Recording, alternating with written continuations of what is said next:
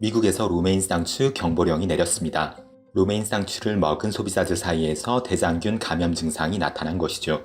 감염된 32명의 사람들 중에서 13명은 입원을 했으며 입원한 한 명은 용혈성 요독증후군으로 신부전이 생겨 생명이 위독한 상황입니다.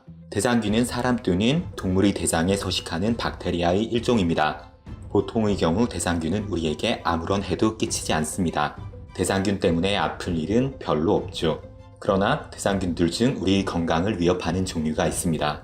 O157균, 특별히 위험한 대장균이죠. O157균은 보통 다진 고기, 채소, 무살균 우유, 연질 치즈 또는 주스 속에 있습니다. 사실 채소 등을 얘기했지만 근본적인 원인은 동물입니다. 동물의 배설물이 어찌하여 생산 또는 유통의 과정에서 채소들과 접촉하는 경우가 있거든요. 면역체계가 약한 아이 또는 어른의 경우 좀 더 대장균에 쉽게 감염됩니다. 보통 대장균에 감염되면 3-4일 정도의 잠복기 후에 증상들이 나타납니다. 메스꺼움, 구토, 복통, 경련, 피로 또는 열 등이 생길 수 있죠. 특히 피가 섞인 설사, 즉 혈변이 있는 경우 이는 대장균 감염이 심각하다는 증거입니다.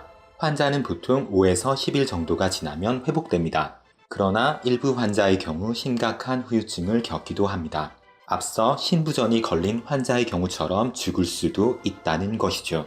그렇다면 대장균 감염을 예방하기 위해서는 어떻게 해야 할까요? 과일, 채소 등은 반드시 깨끗이 씻어야 합니다. 고기는 완전히 익혀서 먹어야 하고요.